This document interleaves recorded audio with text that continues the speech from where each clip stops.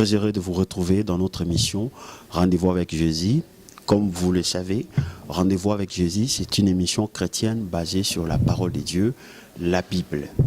Restez toujours connectés et soyez bénis, vous qui êtes là avec nous pour ce moment de bénédiction qui est le moment de partage de la parole de Dieu. Restez connectés sur RD Congo, info avec le prophète Isaac. Que le Seigneur vous bénisse abondamment. Je vous invite à la lecture avant tout, avant de prier pour notre moment de communion avec le Saint-Esprit, notre moment de partage. Prenons nos Bibles dans le livre de Ézéchiel 37, à partir du premier verset, je lis la parole de Dieu. La main de l'Éternel fut sur moi, et l'Éternel me transporta par son esprit et me déposa dans le milieu d'une vallée remplie d'ossements. Il me fit passer auprès d'eux tout autour, et voici, ils étaient fort nombreux à la surface de la vallée, et ils étaient complètement secs. Il me dit, fils de l'homme, ces eaux pourront-ils revivre? J'ai répondu, Seigneur éternel, tu le sais. Il me dit, prophétise sur ces eaux et dis-leur, ossements desséchés, écoutez la parole de l'Éternel. Ainsi parle le Seigneur, l'Éternel, à ces eaux. Voici, je veux faire entrer en vous un esprit, et vous vivrez. Je vous donnerai des nerfs, je ferai croître sur vous de la chair. Je vous couvrirai de peau, je mettrai en vous un esprit, et vous vivrez. Et vous saurez que je suis l'Éternel. J'ai prophétisé selon l'ordre que j'avais reçu, et comme je prophétisais, il y eut un bruit, et voici, il se fit un mouvement, et les eaux s'approchèrent les uns des autres. Je regardai, et voici, il leur vint de nerfs la chair crue, et de la peau le couvrit par-dessus, mais il n'y avait point en nez d'esprit. Il me dit, prophétise, et parle à l'esprit. Prophétise, fils de l'homme, et dis à l'esprit, ainsi parle le Seigneur, l'Éternel, esprit vient de quatre vents, souffle sur ces eaux, souffle sur ces morts, et qu'ils revivent. Gloire à Dieu. Vous savez, quand je fais la lecture biblique, j'ai tendance à m'arrêter à chaque mot, parce que c'est vraiment la parole qui frappe le cœur, l'esprit et le corps. Vous ne pouvez pas lire la parole de Dieu comme on lit un roman, parce que c'est tout simplement formidable, c'est tout simplement puissant. Le thème de notre message aujourd'hui est que tu peux changer les choses avec la puissance de la parole. Ce mois de février, nous parlerons de la puissance de la parole. Pourquoi la parole? Parce que la Bible dit dans le livre d'Osée, l'Éternel dit, revenez à moi avec de paroles. Quelqu'un qui prie sur la base de la parole, même si Dieu ne veut pas l'exaucer, mais Dieu accomplira sa propre parole. Quelqu'un qui prie sur la base de ses sentiments par rapport à ce qu'il traverse, Dieu ne peut ou ne pas l'exaucer, parce que Dieu ne veille pas sur nos sentiments, mais il veille sur sa parole. Je vous invite à la prière. Père, dans le nom de Jésus, je viens encore devant ton trône de grâce sur la base de l'œuvre de la croix. La Bible déclare, puisque nous avons maintenant un souverain sacrificateur qui a traversé le ciel, nous pouvons nous approcher avec assurance devant ton trône de grâce. Oh mon Dieu, je prie pour que ces moments soient un moment de bénédiction, un moment de réveil, un moment de vie, où nous dirons à l'esprit, ainsi dit le Seigneur, souffle, viens de quatre vents, souffle, et que le mort revive. Père, merci pour ta parole qui est oui et amen. Au nom de Jésus, nous te le demandons. Amen. Gloire à Dieu. Le thème de notre message est qu'avec Dieu, nous pouvons changer les choses. Nous allons voir dans ces textes, nous venons de lire que l'Éternel était avec un homme, son prophète Ézéchiel. L'Esprit de Dieu en lui l'a amené à constater les dégâts, les chaos. Et Dieu lui a posé une question. Est-ce que ces morts peut-il revivre? Est-ce que ces ossements desséchés peut-il encore revivre? Le prophète lui a répondu, Seigneur, toi tu le sais. Dieu lui a dit, évidemment, moi je le sais, bien entendu. Mais toi, qu'est-ce que tu attends? Pourquoi Dieu a dit ça? Parce que nous sommes ouvriers avec Dieu. L'Éternel Dieu a dit, sans mes serviteurs, je ne peux rien faire. Vous savez, mon objectif, c'est vous amener à voir dans votre bouche la parole de Dieu. Vous ne pouvez pas rester dans la maladie, dans la médiocrité, pendant que vous avez la parole de Dieu. Dieu, certes, peut nous permettre de traverser des épreuves. Je ne dis pas toute forme des épreuves vient de l'ennemi. Vient certes de l'ennemi, mais Dieu permet. Mais il y a certaines choses, Dieu ne le permet pas. C'est le diable qui le permet.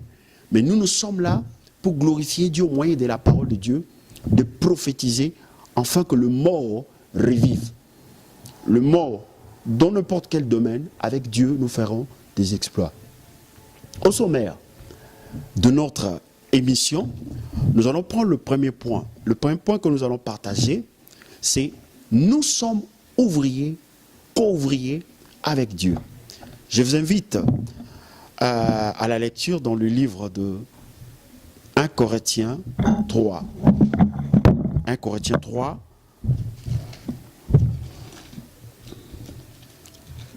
Gloire à Dieu.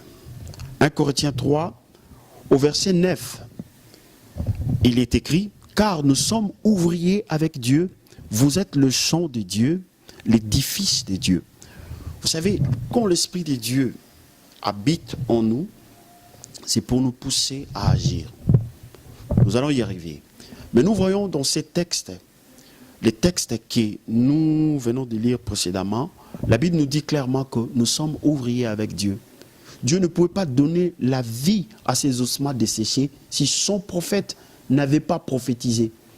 Dieu ne donnera pas une guérison, une restauration, même le pardon, si nous restons la bouche fermée.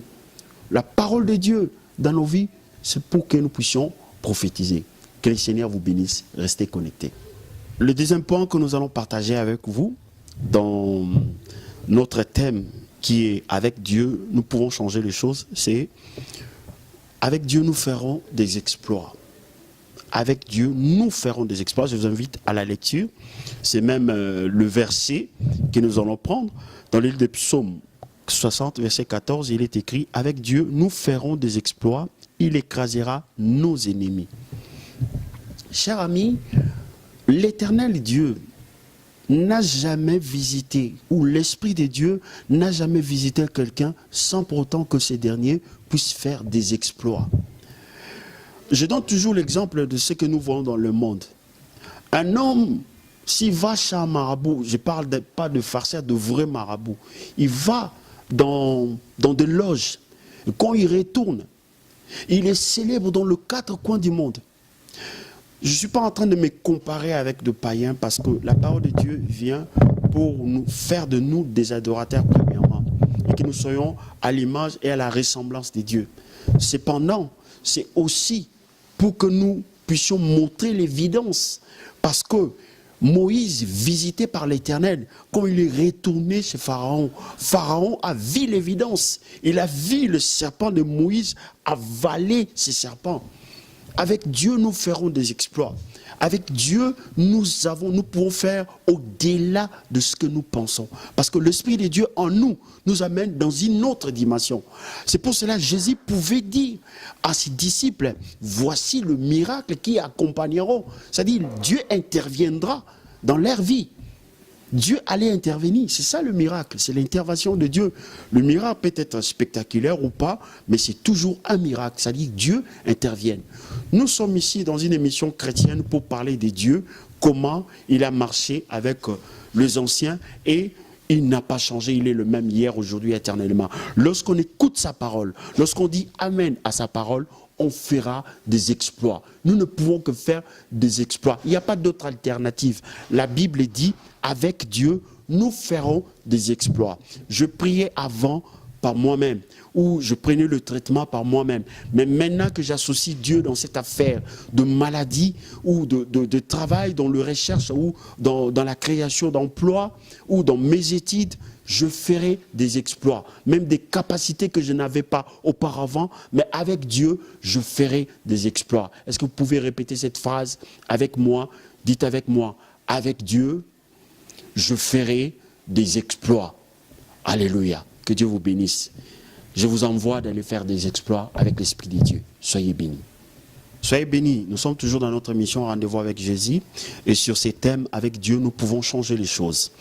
Et le troisième point que nous allons prendre est que l'Esprit de Dieu en nous, c'est pour agir. L'Esprit de Dieu ne vient pas pour nous laisser inactifs. Souvenez-vous, la Bible dit, pendant qu'il servait dans le ministère, pendant qu'il était en action, cette action, je vous conseille dans la prière, dans la confession biblique, dans la lecture biblique, surtout dans la prière. Car la Bible dit, c'est à croyant du cœur qu'on parvient à la justice. Lorsque tu pries, dans l'intérieur, c'est Dieu qui écoute. Mais lorsque tu commences à ouvrir la bouche, si la maison même était maudite, tous les esprits qui sont venus là pour perpétuer la malédiction vont laisser la place à la pouvoir, aux esprits de Dieu et à la puissance de Dieu. Que le Seigneur vous bénisse abondamment. Je vous invite à la lecture dans les livres de Luc 4, à partir de verset 18. La Bible dit, « L'Esprit du Seigneur est sur moi, parce qu'il m'a oint pour annoncer une bonne nouvelle aux pauvres. Il m'a envoyé pour guérir ceux qui ont le cœur brisé, pour proclamer aux captifs la délivrance et aux aveugles le recouvrement de la vie, pour renvoyer libres les opprimés, pour publier une année de grâce. » Publier. L'Esprit de Dieu en Jésus-Christ lui envoie seulement de publier une année de grâce. Tout simplement. Et quand il publiait l'année de grâce, des vies changeaient.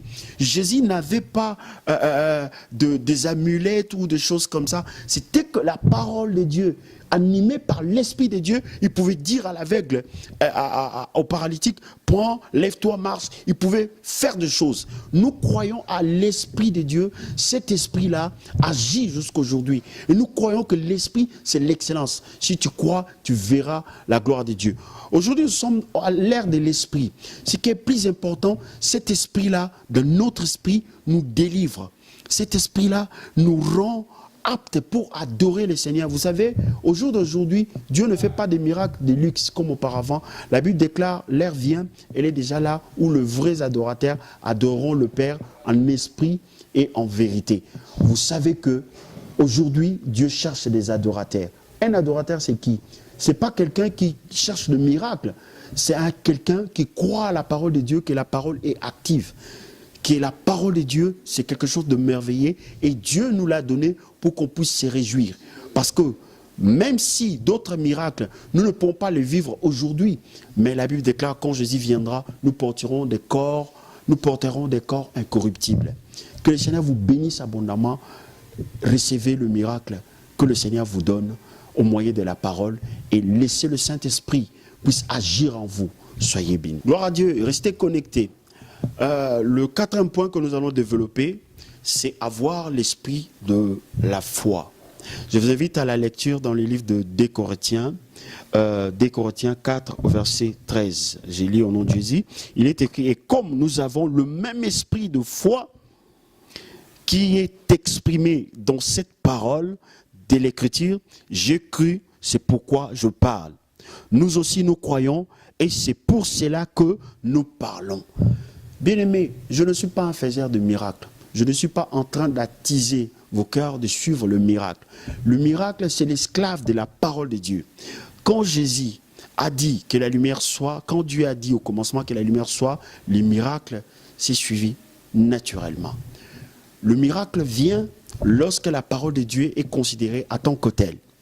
Je vous incite à la foi. C'est l'esprit de foi qui nous pousse à prophétiser. Et en prophétisant, c'est la main invisible de Dieu qui agit. Si aujourd'hui je vous dis que je fais le miracle, je mens. Je ne fais pas des miracles. C'est Dieu qui fait le miracle.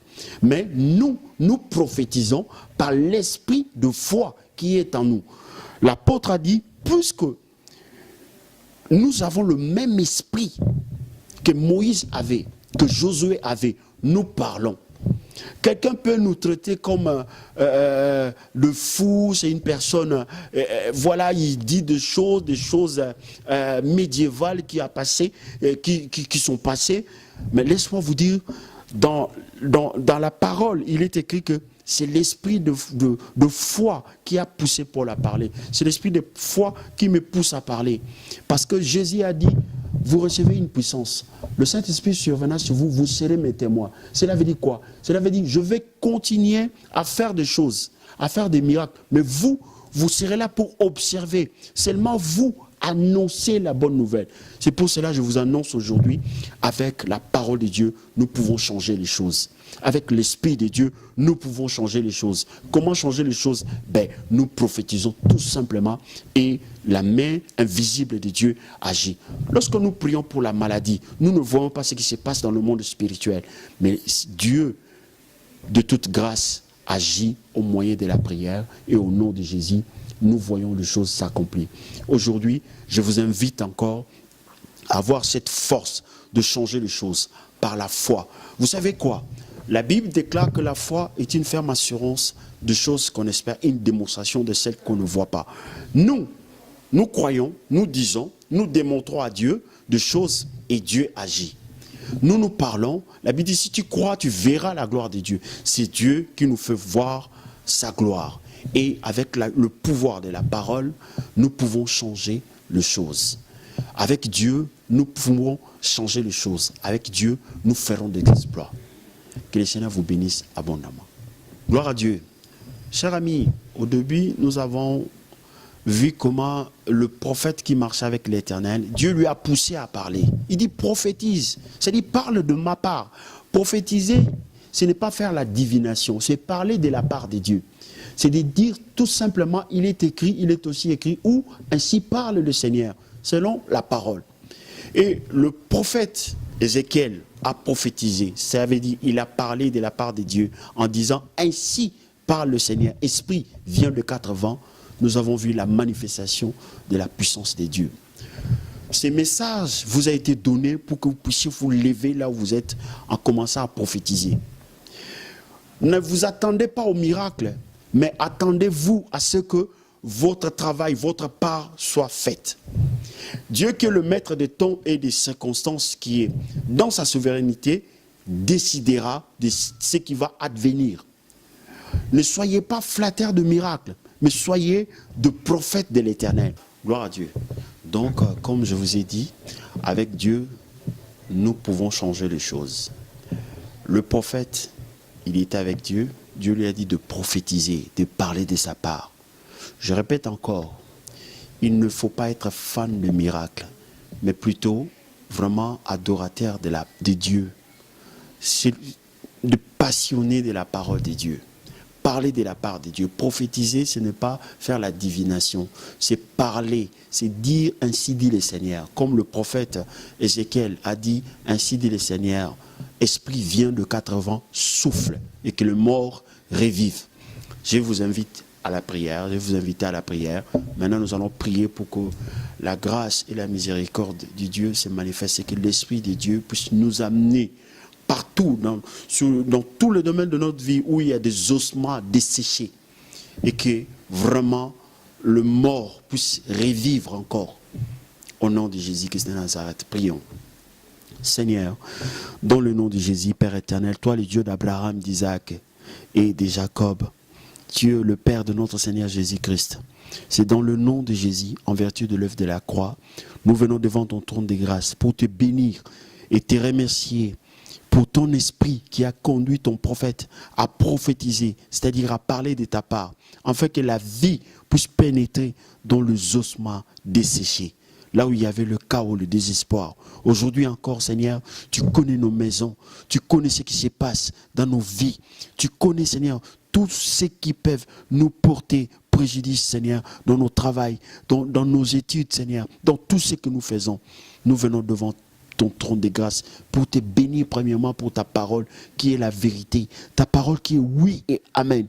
Je prie maintenant que ta main miséricordieuse se pose sur tous ceux qui ont dit amène à ta parole et qui puisse conduire mon frère, ma sœur à prophétiser, à parler de ta part, à prophétiser l'excellence, le vertu, car la Bible déclare, tu nous as appelés pour annoncer le vertu, Seigneur, de toi qui nous as appelés des ténèbres à ton admirable lumière. Béni sois-tu, Éternel. Je proclame l'excellence dans la vie de mon frère. Je proclame l'excellence dans la vie de ma sœur. Merci pour ce moment. Que ton nom soit béni à jamais. Merci encore. Je crois, Seigneur, par ta parole, que nous pouvons changer les choses, car il est écrit, avec toi nous ferons des exploits. Merci pour les exploits que nous faisons maintenant.